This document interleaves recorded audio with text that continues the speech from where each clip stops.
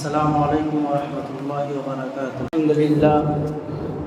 الحمد للہ وحدہ والصلاة والسلام علی من لا نبی بعدہ، اما بعد فقد قال اللہ تبارک وتعالی فی القرآن المجید والفرقان الحمید: اعوذ باللہ من الشیطان الرجیم، بسم اللہ الرحمن الرحیم۔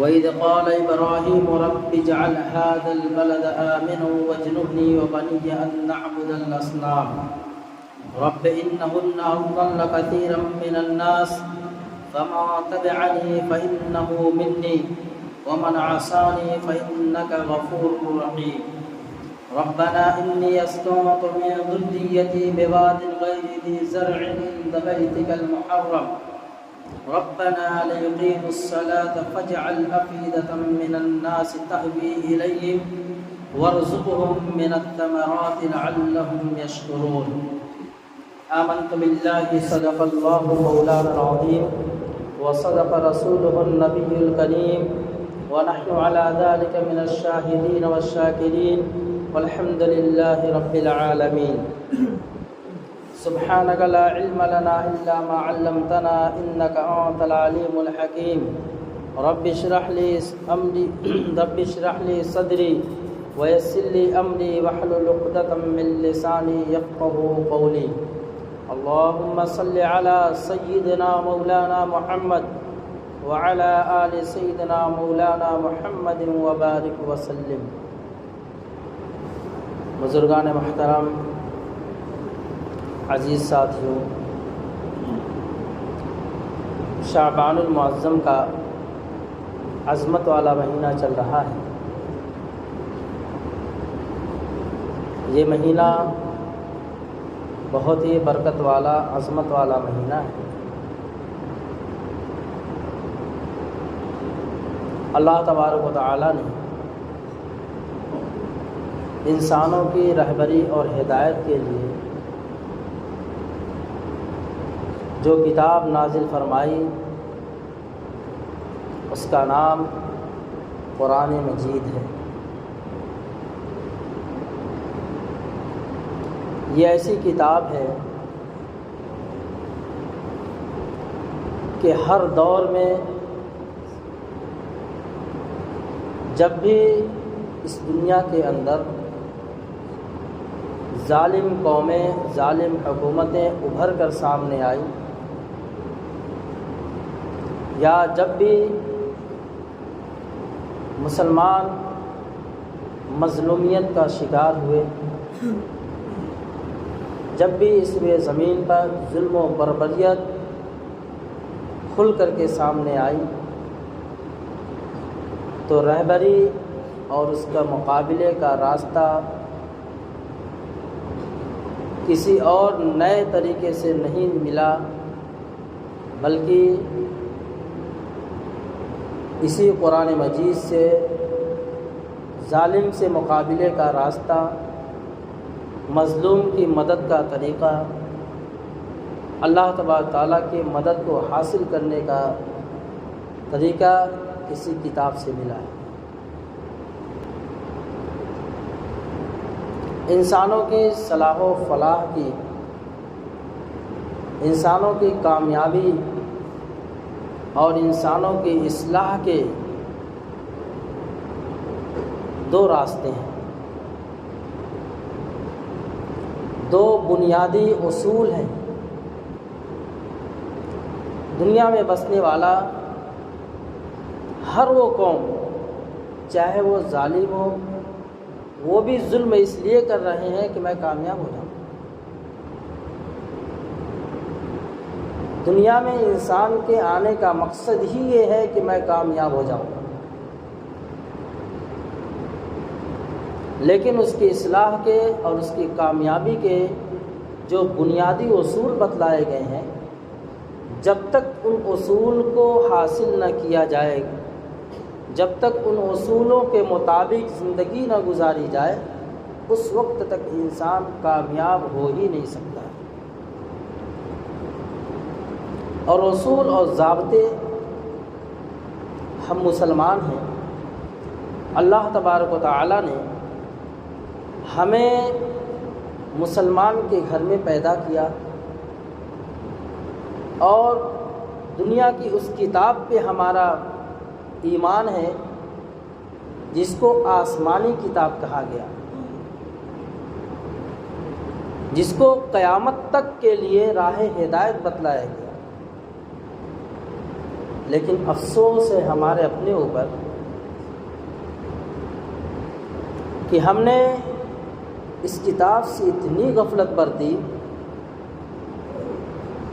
کہ اس کتاب کو سمجھنا تو بہت دور کی بات، اس کتاب کی تلاوت سے اور اس کتاب کے الفاظ کو سیکھنا بھی ہم نے ضروری نہیں سمجھا۔ قوموں کے اوپر جو مظالم ڈھائے جاتے ہیں، جو آزمائشیں آتی ہیں، جو ان کو حالات کا سامنا کرنا پڑتا ہے، جو پریشانیاں ان کو لاحق ہوتی ہیں، اس کی کوئی نہ کوئی وجہ ہوا کرتی ہے۔ نعوذ باللہ، اللہ کی ذات ظالم تو نہیں ہو سکتی۔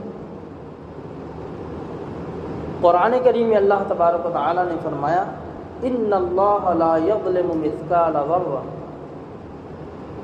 کہ اللہ تبارک و تعالی ذرہ برابر،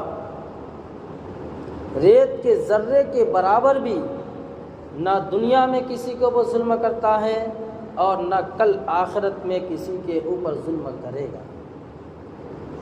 وہ اللہ ہی کیسا جو ظالم ہو، وہ خالق ہی کیسا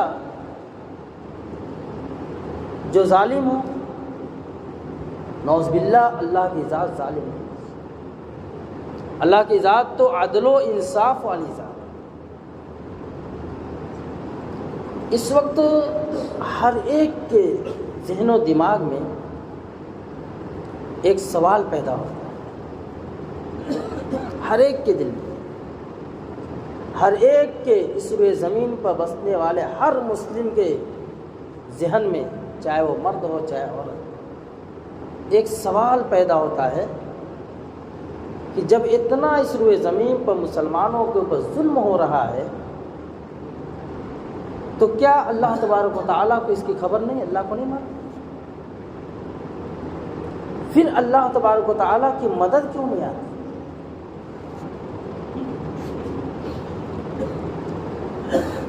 ابھی جو آیت کریمہ میں نے تلاوت کی ہے سورہ ابراہیم کی آیت ہے۔ اس پورے رکوع کے اندر اللہ تبارک و تعالیٰ نے حضرت ابراہیم علیہ نبی علیہ الصلاۃ والسلام کے دعا کا تذکرہ فرمایا۔ میں نے عنوان اس لیے چنا کہ یہ مہینہ بھی دعاؤں کا مہینہ ہے۔ آنے والی جو رات ہے 15ویں شعبان کی جو رات ہے وہ دعا کی رات ہے۔ شعبان کے تعلق سے ہم نے شعبان کے فضائل بہت پڑھے، بہت سنے، لیکن کیا کبھی ہم نے حالات کو، جس حالات سے ہم گزر رہے ہیں، اس حالات کو سمجھنے کے لیے صرف نیوز اور واٹس ایپ یا یوٹیوب یا صرف میڈیا، سوشل میڈیا کا سہارا لیا، یا پھر مسلمانوں کا جو ایک اہم فریضہ ہے قرآن کریم، اس کے ذریعے سے ہم نے سمجھنے کی کوشش کیا؟ حالات کیسے بھی آئے، اس حالات کو قرآن کی روشنی میں سمجھنا یہ ہر مسلمان کا فریضہ ہے۔ سب سے پہلی بات تو یہ ہے کہ ہر شخص کے اندر جو بزدلی آئی ہے، جو کمتری آئی ہے، جو احساس کمتری کا شکار ہے، اس کی کیا وجہ ہے؟ کہ ہم تو بے یار و مددگار ہیں، ہم اقلیت میں ہیں، ہم کیا کر سکتے ہیں؟ ہمارا کوئی یار و مددگار نہیں، ہماری کہیں سنوائی نہیں، ہم کہیں کھڑے نہیں ہو سکتے۔ تو ایک بنیادی وجہ میں بتاتا ہوں، اس کو ذہن نشین کر لیں کہ جب جس قوم کا عقیدہ اور یقین آخرت سے ہٹا، جس قوم کا عقیدہ اور یقین آخرت سے کمزور ہوا، وہ قوم ہمیشہ بزدلی کی طرف گئی، وہ قوم ہمیشہ بزدلی کی طرف گئی۔ کیوں؟ اس لیے کہ ظالم کو سزا کوئی ضروری نہیں ہے کہ اس دنیا میں ملے اس کو۔ تو میں بات یہ کر رہا تھا کہ حضرت ابراہیم علیہ نبی علیہ السلام نے جو دعا فرمائی کہ اے ہمارے رب، ہمارے اس شہر کو امن والا شہر بنا دے، ہمارے اس شہر کو امن والا شہر بنا دیجیے۔ اس کتنی جامع دعا ہے۔ مکہ مکرمہ میں ابراہیم علیہ السلام کو جب حکم ہوا کہ ابراہیم تم اپنی بیوی اور اپنے شیرخوار بچے اسماعیل کو مکہ مکرمہ جو بے آب و گیاہ میدان ہے، چٹیل میدان ہے، لقو دق میدان ہے، جہاں پہ ایک پرندہ بھی پر نہیں مانتا، جہاں پانی کا ایک گھونٹ نہیں ہے، جہاں کوئی سبزہ نہیں ہے، جہاں پہ پیاس بجھانے کے لیے پانی نہیں، پیٹ بھرنے کے لیے کوئی اناج نہیں ہے، کوئی انسانیت وہاں نہیں بس رہی ہے، ایسی جگہ پہ تم اپنی بیوی بچوں کو لے کے چلو۔ ابراہیم علیہ السلام نے شکایت نہیں کیا کہ باری تعالیٰ یہ کیا حکم ہو رہا ہے، یہ کیا عجوبہ ہے کہ ہمیں خوشگوار ملک میں رہنے والے، ملک شام میں خوشگوار ملک میں رہنے والے جہاں پہ ہر چیز کی سہولت تھی، آپ اس کو چھوڑ کر ایک ایسے میدان میں جانے کا حکم دے رہے ہیں جہاں پہ کچھ ہے ہی نہیں۔ تو ابراہیم علیہ السلام اللہ کے نبی تھے، پیغمبر تھے، رسول تھے، اور انبیاء علیہ السلام کا پورا یقین اللہ تبارک تعالیٰ کی ذات پہ ہوا۔ وہاں پہ بھیج کر کے توکل سکھانا تھا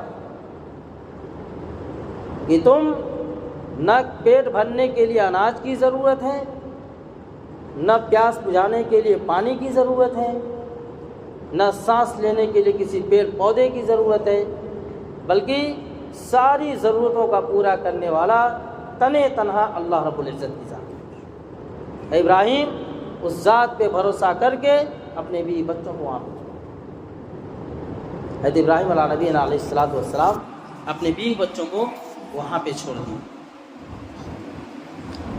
فرمایا کہ اور میری اولاد کو اس بات سے کہ ہم پوجیں مورتوں کو، مورتیوں کو۔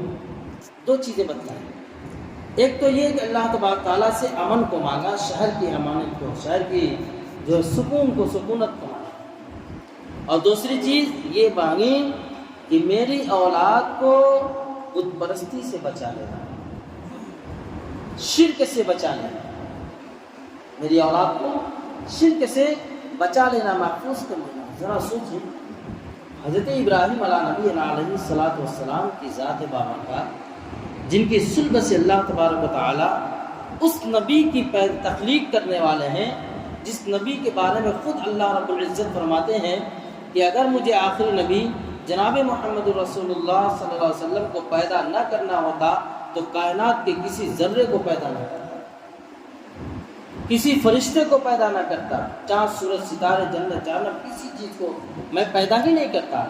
تو چونکہ مجھے آخری نبی محمد صلی اللہ علیہ وسلم کو پیدا کرنا تھا، اس لیے میں نے اس کائنات کو سجایا، جنت کو سجایا، چاند سورج ستاروں کو پیدا کیا ہے۔ تو حضرت ابراہیم علیہ السلام کو کیا خدشہ کہ اللہ میری اولاد کو بت پرستی سے بچا۔ اب اس بات پہ ہم غور کریں کہ ہم جس ملک میں رہ رہے ہیں یا جس دور میں زندگی گزار رہے ہیں کہ قدم قدم پہ شرک امٹ کر کے سامنے آیا ہے۔ اب تو مسلمان گھروں کے اندر تربیت پانے والی اولاد بھی شرک کی طرف جا رہی ہے، کفر اختیار کر رہی ہے، ارتداد کا شکار ہو رہی ہے۔ کوئی اس بات پہ مطمئن ہو ہی نہیں سکتا کہ میری اولاد میرے جانے کے بعد یہ بت پرستی سے محفوظ ہو جائے. اگر اطمینان ہونے والی کسی ذات کی شخصیت ہوتی تو ابراہیم علیہ السلام کی ذات کہ آپ اس بات کا قصد کہ اللہ میری اولاد کو بت پرستی سے بچائے. کیوں؟ اس لیے کہ شرک وہ بری بلا ہے، شرک وہ سنگین گناہ ہے، وہ اتنا جرم عظیم اتنا بڑا ہے جس کی بخشش ہے ہی نہیں. کوئی شرک پہ ہوتے ہوئے اگر اس کی موت آ جائے تو اس کی بخشش نہیں. اللہ تبارک و تعالیٰ مشکلوں کی بخشش نہیں کرے. فرمایا رب انہن اضللن کثیرا من الناس، اے رب انہوں نے گمراہ کیا بہت لوگوں کو. فمن تبعنی فانہ منی، سو جس نے پیروی کی میری تو وہ میرا ہی ہے. ومن عصانی فانک غفور رحیم، اور جس نے میرا کہنا نہ مانا تو بخشنے والا مہربان ہے. ابراہیم علیہ السلام کی ذات بابرکت کوئی نبی یہ نہیں چاہتا کہ جو بت پرستی پر ہے تو وہ جلدی سے ہلاک اور برباد ہو جائے، چونکہ نبی کے دل کے اندر قوم کا درد ہوتا ہے. نبی کے دل کے اندر قوم کا درد ہوتا ہے، قوم کی محبت ہوتی ہے. یہ اور بات ہے کہ قوم پھسلی ہوئی ہو. اللہ تبارک تعالیٰ نے دل اور دماغ دیا ہے. دل اللہ رب العزت نے دیا ہے انسان کو صحیح فیصلہ کرنے کے لیے، اور دماغ دیا ہے صحیح راہ پر چلنے کے لیے. لیکن کیسے؟ عقل سلیم استعمال کرے، اپنی منمانی نہیں کہ میرا جی کا چاہتا ہے کہ میں بغیر ٹوپی کا نماز پڑھوں لہذا نماز تو ہو جاتی ہے نا. یہ تمہارا جی، یہ نبی طریقہ نہیں. میرا جی کرتا ہے میں ٹی شرٹ پہ یہاں تک پہن کر کے نماز پڑھوں، یہ ہماری منمانی، یہ نبی کی چاہت نہیں. فرمایا اپنی زندگی کو نبی کی چاہت پہ قربان کرو، اپنی زندگی کو نبی کی چاہت پہ قربان کرو. اللہ تبارک تعالیٰ فرماتے ہیں ما آتاکم الرسول فخذوہ وما نہاکم عنہ فانتہوا. رسول تمہیں جس بات کا حکم کریں بلا چون و چرا بلا جھجک اس کو فوراً کر گزرو، اور وہی رسول جب تمہیں کسی بات سے منع کریں تو بلا چون و چرا بلا جھجک فوراً اس سے اپنے آپ کو روکو. اسی کا نام مسلمانی ہے، اسی کا نام مسلمان ہے. لیکن آج ہمارے عقیدے اتنے خراب ہوئے کہ ہم نے اب دین کو، قرآن کو، حدیث کو اپنی عقل پہ پرکھنا شروع کر دیا. اب جب قوم اپنی عقل سے دین کو پرکھتی ہے وہ قوم گمراہی کے علاوہ ہدایت پہ نہیں آ جا سکتی، ہدایت نہیں پا سکتی. تو میرے عزیز ساتھیوں، ذرا ہم اپنی زندگی پہ غور کریں، اپنی زندگی کا موازنہ کریں کہ اللہ کے نبی صلی اللہ علیہ وسلم صحابہ اکرام رضی اللہ تعالیٰ عنہ کو کون سا دین دے کر کے گئے تھے. یہ حالات تو آتے رہیں گے، حالات آتے رہیں گے. حالات کا بننا اور بگڑنا، حالات کا بننا اور بگڑنا میرے عزیز ساتھیوں یہ ہمارے اعمال کے اوپر ہے، یہ ہمارے اعمال کے اوپر ہے. آج ہم سچے اور پکے مسلمان بن جائیں، آج ہم اپنے جس زبان سے اس مسلمان ہونے کا دعویٰ کرتے ہیں پوری سچائی کے ساتھ اسلام کو اپنی زندگی میں داخل کر لیں گے، پھر دنیا سے ظالم کا خاتمہ ہو جائے گا. اور ہوگا ایک دن، ایسی بات نہیں. یہ ہم ہے کہ ہم جلد بازی کرتے ہیں کہ اللہ اتنا ظلم ہو رہا ہے، اللہ تیرے گھر کو بت کدہ بنایا جا رہا ہے، تیری مدد کیوں نہیں آتی؟ کمزوروں ناتواں کو گردنیں کاٹی جا رہی ہیں، ظلم ہو رہا ہے، شیرخوار بچوں کو گولیوں تلے بھونا جا رہا ہے، اللہ تیری مدد کیوں نہیں آتی؟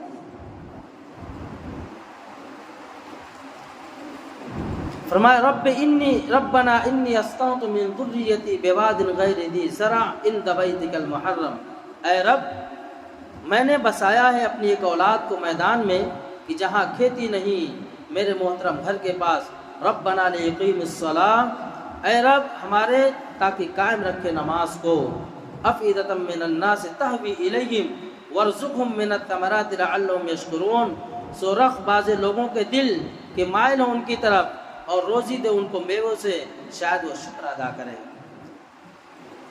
جب کوئی اللہ تبارک تعالیٰ کے اوپر پورا توکل کر لیتا ہے تو اللہ تبارک تعالیٰ کی مدد کے ساتھ شامل حال ہوتی ہے۔ جس طریقے سے حضرت مریم علیہ السلام کے بارے میں آتا ہے کہ حضرت عیسیٰ علیہ السلام کی جب پیدائش کا وقت آیا تو مریم کو حکم ہوتا ہے کہ اے مریم فلاں جگہ چلی جاؤ، بیت المقدس کے کونے میں چلی جاؤ باہر۔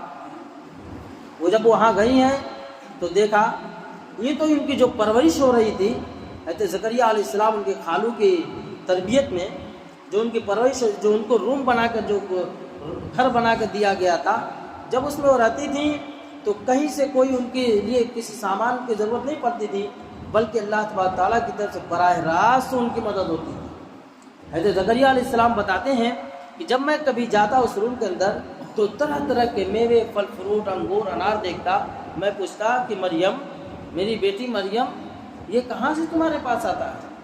تو فرماتی جس اللہ نے مجھے یہاں اس گھر کے لیے خدمت کے لیے چنا ہے وہی اللہ میری مدد کرتا ہے۔